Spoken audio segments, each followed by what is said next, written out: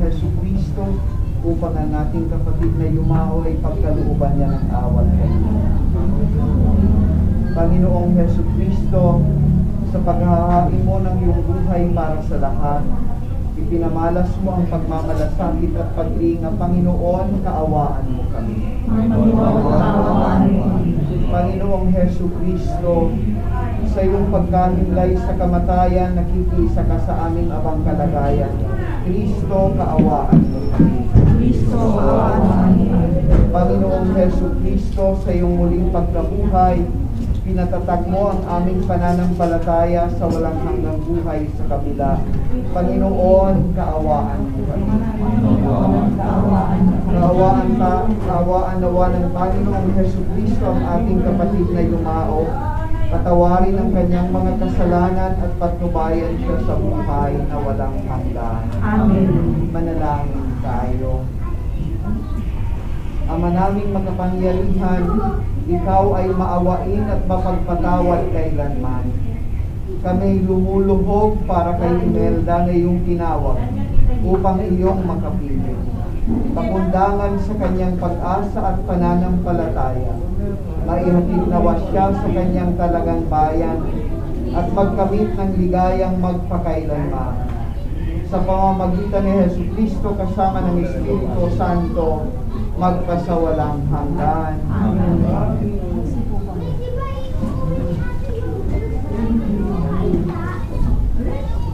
Ang salita ng Diyos mula sa aklat mo. Ang sagot mo, sana ang sinabi ko'y maikalat, maisulat. At ito ay magawang isang buong hanggan. At sa bagoy maikuti ang mga salita ko, upang sa habang panahon, mabasa ng mga tao. Alam kong dinalutulong ang aking tagapagligtas na sa aking nagtatanggol pagdating ng wakas. Pagkatapos na maturay itong aming bumbalat, ang Diyos ko'y mamamalas, kahit naman ay maaadlas. Siya'y aking mamamasdan at mukhang makikita ng sariling mamamatan, tingnan sino mang iba. Dadamitan niyo maraming bataan. Ang salita ng Diyos. Salamat sa Diyos. Panginoong aking mahal, panalangin mo'y pakinggan. Panginoon aking mahal, panalangin mo'y pakinggan. Hindi mo ang aking dalangin, kapag ka matuloy, kaya ang pag-ibig. Kung iyong lingkod, o mulang balik mo ng lahat, kami ay salamat. Panginoon aking mahal, panalangin mo'y pakinggan. Araw na lumipas, aking nagulita, at naaala-ala ang iyong ginawa. Sa aking isipay, umulit na bigla. Ako'y dumalangin na taas ng kamay, parang tulong lupa, ang hirap ay Yung paliguan dyan. nawala ng lahat ang aking pag-asa, kaya naman doon, ako'y bumibigla. Ako ay umasa sa iyo ng tiwala, na kung umuumaga, ipagpupunta ang pag-ibig ko, maluhan ng Ama. Panginoon mahal, panalangin mo'y Ikaw aking Diyos, ako ay turuan na aking masunod ang iyong paglalakad. Ang Espiritu mo'y maging aking tanglaw sa aking paglakad sa ligtas na daan. Panginoon ko'y Panalangin ko'y Alleluia, alleluia, mabubuhay kailanman ang manalig sa hirap na manunubos ng tanan. Alleluia, alleluia. Sumainyo ang Panginoon. Ang mabuting balita ng Panginoon ayon kay San Juan. papuri sa iyo, Panginoon. Noong panahong iyon, sinabi ni Jesus sa kanyang mga alagad, huwag kayong mabalisa, manalig kayo sa Diyos at manalig din kayo sa akin. Sa bahay ng aking Ama ay maraming silid. Kung hindi gayon, sinabi ko na sana sa inyo at paruroon ako upang ipaghanda ko kayo ng matitirhan. Kapag naroon ako at naipaghanda na kayo ng matitirhan, Babalik ako at isasama ko kayo sa kinaroroonan ko. Sinabi sa kanya ni Tomas, Panginoon, hindi po namin alam kung saan kayo pupunta. Paano namin malalaman ang daan? Sumagot si Jesus, ako ang daan, ang katotohanan at ang buhay. Walang makakapunta sa Ama kundi sa pamamagitan ko. Ang mabuting balita ng Panginoon. Subuko muna ang lahat. Ganda pumato po sa inyo lahat. Ganda pumato po. Sana uli lang pamilya.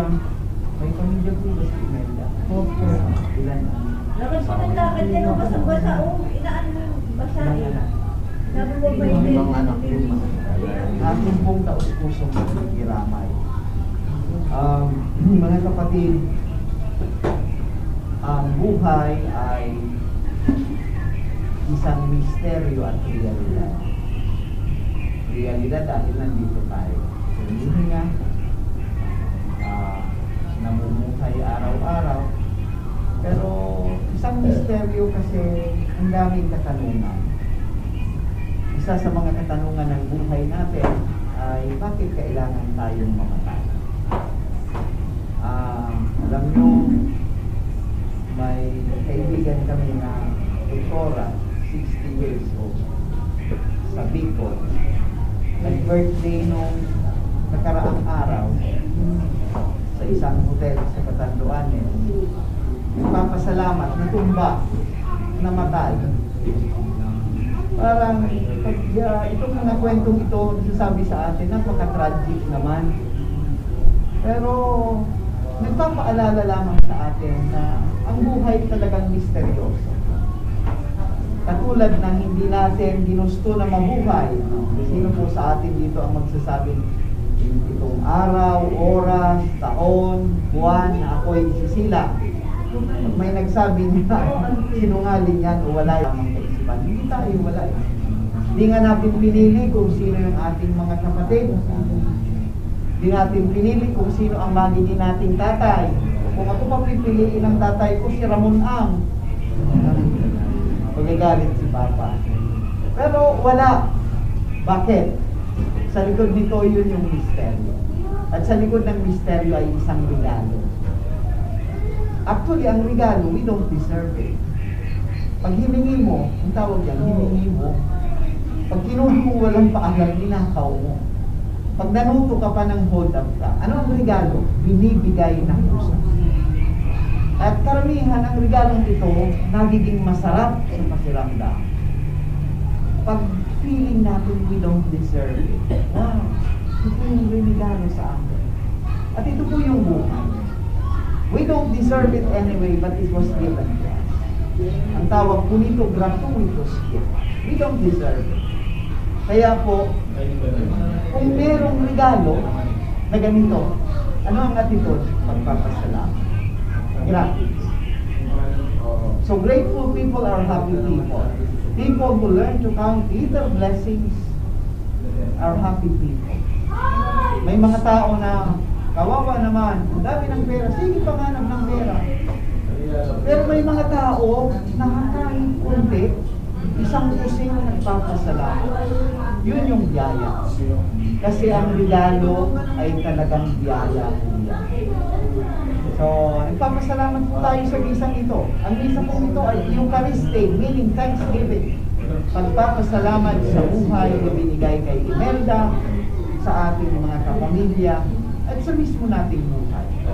Kaya po, si Imelda, nung buhay pa ay regalo sa pamilya at sa mahal niya sa buhay. Kahit kamatayan niya, it serves as a gift for everyone to be reminded that how beautiful life can be because this is a pure gift. So live our lives to the full. Parang sinasabi sa atin ngayon na kayong maiwan pa, magmahalan kayo. Walang iba. Be kind to one another. Care for one another. Because life is a gift and life is gift. Ito yung una. Pangalawa, paano natin ina-accept ang regalo? Alam niyo ang regalo kahit binigay na, bigay ko yung susi ng sasakyan ko, hindi mo i-accept, it ceases to be a gift. It becomes fully a gift once it is given and once it is accepted. Paano tayo aangko ng regalong ito? By giving our lives to the poor. Love one another. Be appreciative of life. Take care of ourselves. Si Father Andy po, nasa parokya ako doon sa St. Jude Tadeus kasi nagpapagawa ako. Ngayon ko lang nalaman, talagang hindi cliche po yung sinasabi, health is wealth. Talagang yaman po yun, parte po yun ng pagiging nating appreciative sa regalo. Take care of our life. Not only us, but to take care of one another. This is the way to accept that gift. At alam niyo po, ang isang regalo ay may purpose.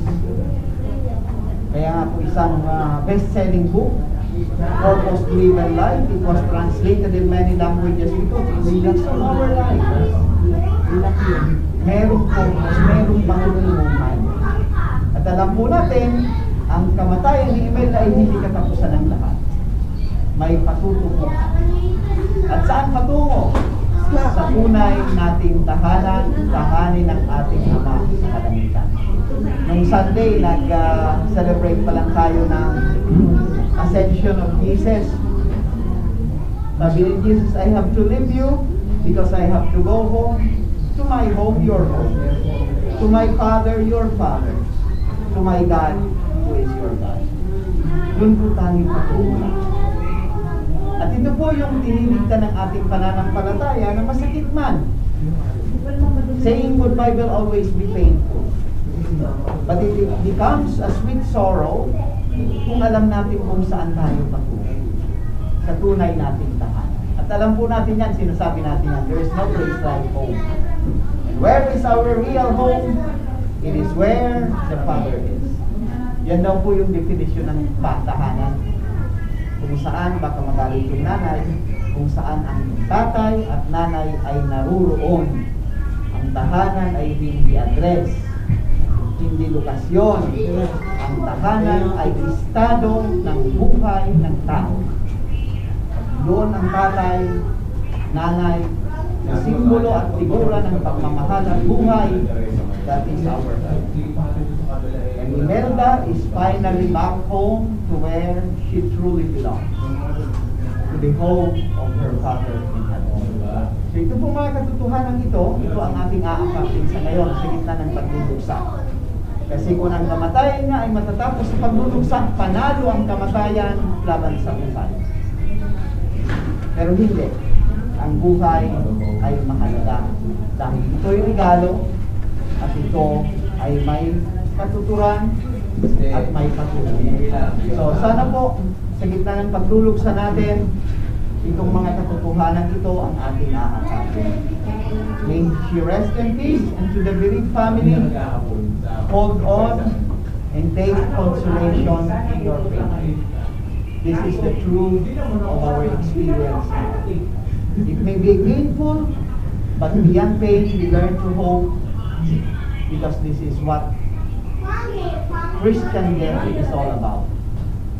It's not the end of it all. It is the passing from this life to a new life with God in our true home, the home of our Father. So again, condolences. Tumayo po ang lahat para sa panalangin ng bayan. Mga kapatid, halina't manalangin ang buong pananalig sa Diyos, amang makapangyarihan.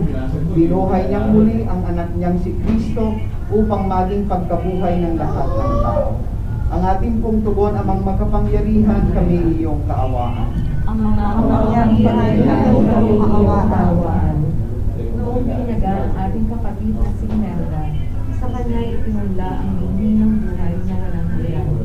Naway umanito ng pagkabuhay sa piling ng mga banal sa kalangitan. Idalangin natin siya sa pagkabuhay. Amang makapangyarihan, kami iyong kaawaan. Ang lahat ng namatay na umaasang hindi pagbuhay ay malubog nawang tanggapin ng Diyos sa piling niya sa kalangitan. Idalangin natin sila sa poong may kapal. Amang makapangyarihan, kami iyong kaawaan. Ang lahat ng ating mga kapatid na narito, ang mga ang lahat ng sa kanila ay nakikiramay ay makasama-sama nawa sa langit na tahanan. Idalangin natin sila sa buong may kapal. Amang makapangyarihan, Panginoon kaawaan. Naway gantimpalaan ng Panginoon ang ating mga yumaong kapatid, kamag-anak at pinagkakautangan ng loob. Idalangin natin sila sa buong may kapal. Amang makapangyarihan, Panginoon kaawaan. Ama naming mapagkalinga, ipagkaloob mo sa lahat ng nakikipagkaisa kay Kristo ang muling pagkabuhay sa piling mo kasama ng iyong anak at ng Espiritu Santo magpasawalang hanggan. Amen.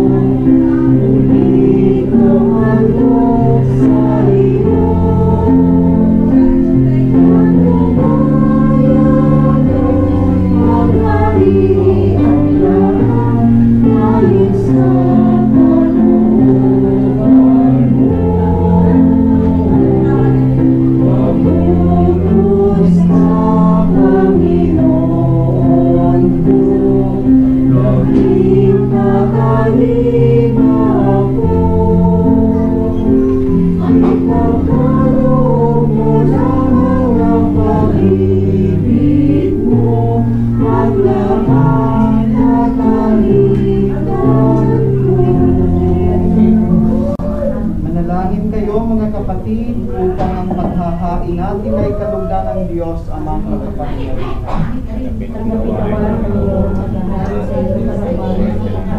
Sa kapurihan niya, karangalan sa ating kapakinabangan at sa buong sambayanan ng banal. Ama naming lumikha sa aming paghahain ngayon para kay Imelda, iniluluhog namin kanya nawang makaharap sa paghuhukom ang iyong maawaing anak, na siyang nilitis ng may habas. Patundangan sa pananalig na matapat sa kanyang mapagmalasakit na pagliligtas, bilang aming tagapamagitan. Kasama ng Espiritu Santo magpasawalang hanggan. Sumainyo ang Panginoon. Itaas sa Diyos ang inyong puso at diwa. Pasalamatan natin ang Panginoong ating Diyos. Ama naming makapangyarihan, tunay ngang marapat na ikaw ay aming pasalamatan sa pamamagitan ni Jesucristo na aming Panginoon. Sa gabi ng kamatayan ay pag-asang sumisilay, ang muli niyang pagkabuhay na aming kinabukasan. Loob namin lumalakas ngayong aming natitiyak na kamatay ay dilipas dito ang aming wakas. Sa sandali ng pagpanaw, ikaw ang aming hantungan. Kami ngayon namamatay sa iyo'y bukas mabubuhay. Kaya kaisa ng mga anghel na nagsisiawit ng papuri sa iyo, nang walang humpay sa kalangitan, kami nagbubunyi sa iyong kadakilaan. Santo, Santo, Santo, Panginoon Diyos ng mga hukbo, napuno ang kanagatuhan ng kalangitan. Hosanna sa kaitaasan. Pinagpala na kaibig sa ngalan ng Panginoon. Hosanna sa kaitaasan. Ama naming banal, ikaw ang bukal ng tanang kabanalan. Kaya't sa pamamagitan ng iyong Espiritu, gawin mong banal ang mga kaloob na ito, upang para sa amin maging katawan at dugo ng anak mo si Jesucristo.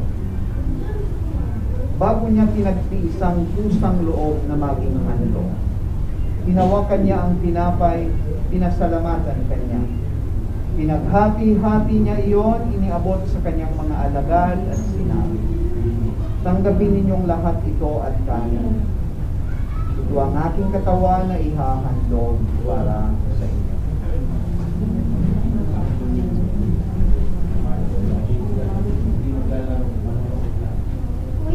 Gayon din naman ang matapos ang hapunan, hinawakan niya ang kalis, muli kanyang pinasalamatan. Iniabot niya ang kalis sa kanyang mga alagad at sinabi, "Tanggapin ninyong lahat ito at inumin. Ito ang kalis ng aking dugo ng bago at walang hanggang tipan. Ang aking dugo na ibubuhos para sa inyo at para sa lahat sa ikapagpapatawad ng mga kasalanan. Gawin ninyo ito sa pag-alaala sa akin."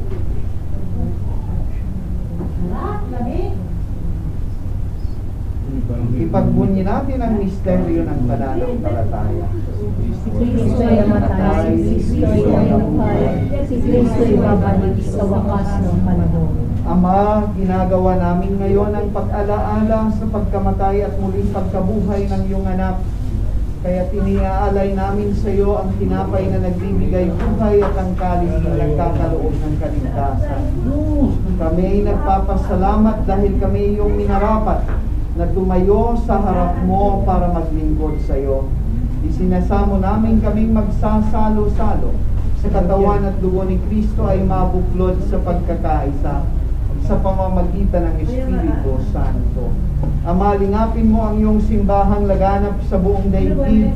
Puspusin mo kami sa pag-ibig. Kay San Francisco na aming Papa, at ang obispo ng diocese na ito at ng Tanang Kaparian. Alalahanin mo si Imelda na tinawag mo mula sa daigdig noong siya'y binyagan. Siya'y nakaisa ni Kristo sa pagkamatay. Ngayong siya'y pumanaw, naway makaisa siya ni Kristo sa pagkabuhay. Alalahanin mo rin ang mga kapatid naming nahimlay nang may pag-asang sila ay muling mamubuhay. Gayon din ang lahat ng mga pumanaw. Kaawaan mo sila at patuloyin sa iyong kaliwanagan.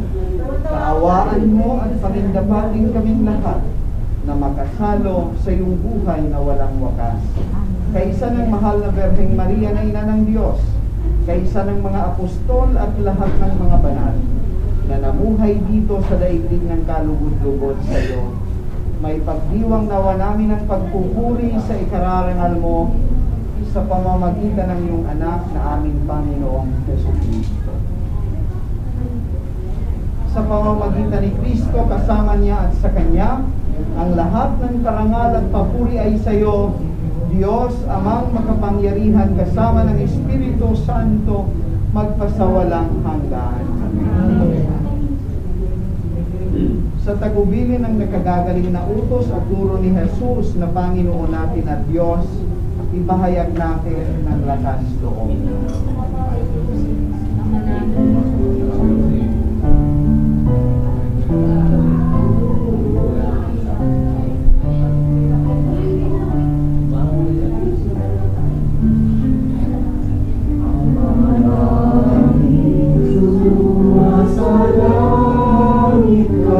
Sambahin ang ngalan mo,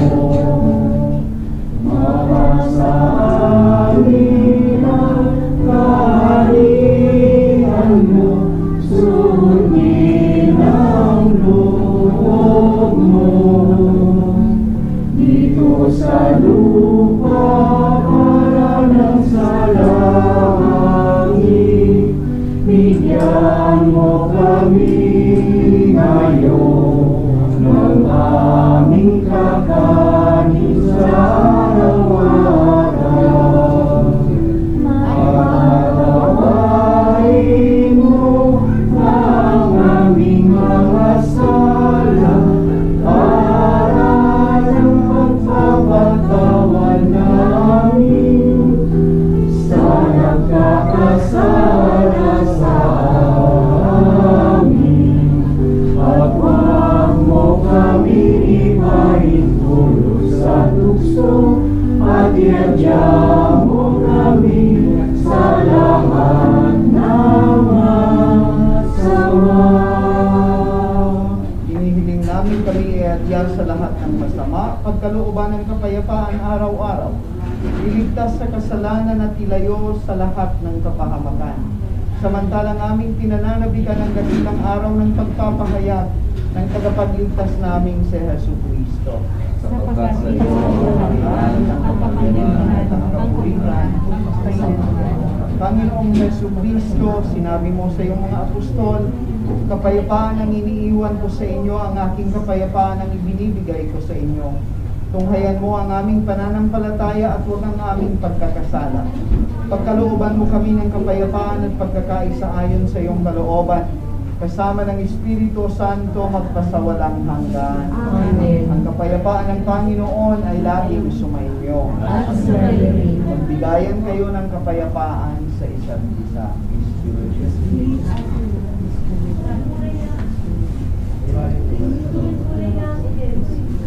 Kordero ng Diyos na nag-aalis ng mga kasalanan ng sanlibutan, maawa ka sa amin. Kordero ng Diyos na Nag-aalis ng mga kasalanan ng sanlibutan, maawa ka sa amin. Kordero ng Diyos na nag-aalis ng mga kasalanan ng sanlibutan, ipagkaloob mo sa amin ng kapayapaan. Ito ang kordero ng Diyos.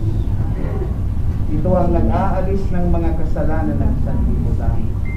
Mapalad ang mga inaanyayahan sa kanyang Panginoon. Hindi ako marami pag-ibig sa iyo. Ngunit sa isang salita mo lamang ang nagagaling na.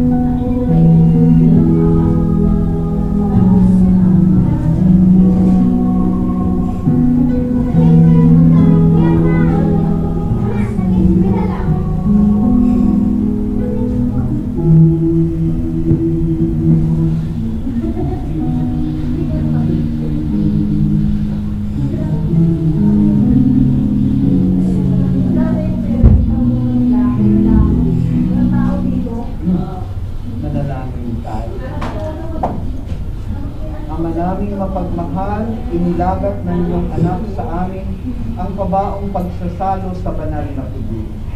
Ipagkaloob mong si Imelda ay makapakinabang sa hapag ni Kristo sa kabilang buhay. Sa pamamagitan na rin ng anak mong mahal, kasama ng Espiritu Santo magkasawalang hanggan. Amen. Mga kapatid, bago natin ihatid sa huling hantungan si Imelda, pag-ukulan natin siya ng huling pamamaalam. Ipahayag natin ang ating pagmamahal sa Kanya. Tanggapin natin ang maluwag sa kalooban ng Kanyang pagpanaw at umasa tayong magkikita-kitang muli sa piling ni Jesus. Doon ay wala ng dusa, kalungkutan at kamatayan, kundi ang mamamayani ay lubos na ligaya at buhay na walang hanggan. Mga anghel, mga banal, tanang nasa kalangitan, hali kayo at samahan. Ang hiliw namin pumanaw sa piling ng poong. Si Kristo ang mag-aakay sa kandungan ni Abraham upang doon ay bumilay. Ang hiliw namin pumanaw sa piling ng poong. Sa ilaw na walang hanggan, kapayapaan kailan may pagkamiti ng may kapal. Ang hiliw Hindi namin namin kumanaw sa piling ng may buhay. Ama naming mapagmahal, inihahabili namin sa iyo si Imelda na pumanaw sa buhay nito. Huwag mo siyang pababayaan at pamalagiin mo siyang buhay sa iyong piling. Alang-alang sa iyong awa at pag-ibig. Patawarin mo na sana ang kanyang mga pagkukulang at nagawang pagkakasala, dala ng kanyang kahinaan. Manatili nawa siyang maligaya sa iyong piling, kasama ng iyong anak at ng Espiritu Santo, magpasawalang hanggan. Amen. Paalam sa iyo, kapatid na pumanaw, mapasapiling ka nawa ng buong may kapal. Ang pagpapala ng Diyos ay baunin mo sa ngalan ng Ama, Anak at Espiritu Santo. Amen. Sa paraiso, magkikitang muli tayo. Samahan ka ng mga santo. Kahit na may nauuna, tayo rin ay magsasama-sama upang lagi tayong lumigaya sa piling ng Diyos Ama. Amen.